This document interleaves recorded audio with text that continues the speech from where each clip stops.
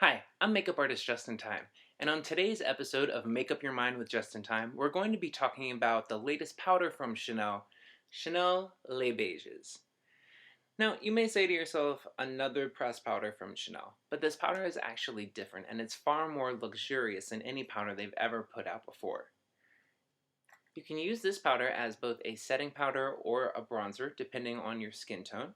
It has 7 shades that pretty much fit every single skin tone that you could imagine, with the exception of extremely dark shades. Now, this powder actually has white rose in it, which works as a soothing agent.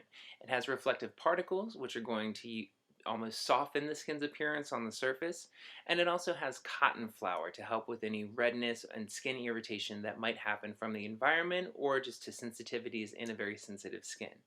To use this powder, either as a bronzer or as a setting powder, you're going to want to start with this. Now, this product comes with its own brush, but I always prefer, if I'm going to use it as a setting powder, to use a standard, nice, loosely packed powder brush. Load up the brush,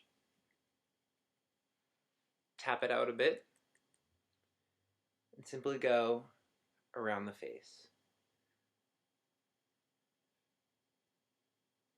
Always making sure to stay in very smooth lines, not applying too much pressure. You don't want streaks, and you don't want to irritate the skin.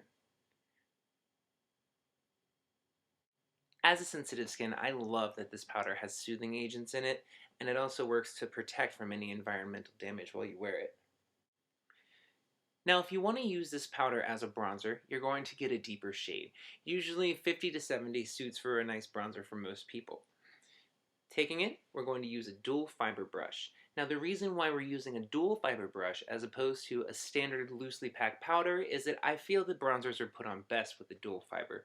You get a nice, sheer, even application, and you almost idiot-proof yourself that you're never going to get any streaks, no matter how much pressure you put. Load up the brush in your deeper shade, tap it out. This powder also has a really fantastic smell thanks to the white rose. Starting with your contours, bring it up and around.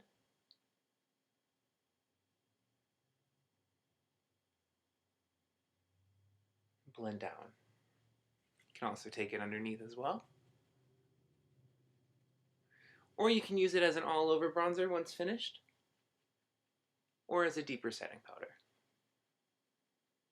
If you're going to be using the Les Beiges as a bronzer, you don't need to use a setting powder first. This one's more than okay to service both functions. As you can see, we have a nice, luminous, satin matte finish, perfect to go out. Package fits right in almost any single bag, and it really looks gorgeous when you pull it out to have the beautiful Chanel beige too. Thank you so much for watching this episode of Make Up Your Mind with Justin Tyme, reviewing the Chanel Les Beiges bronzing and setting powder.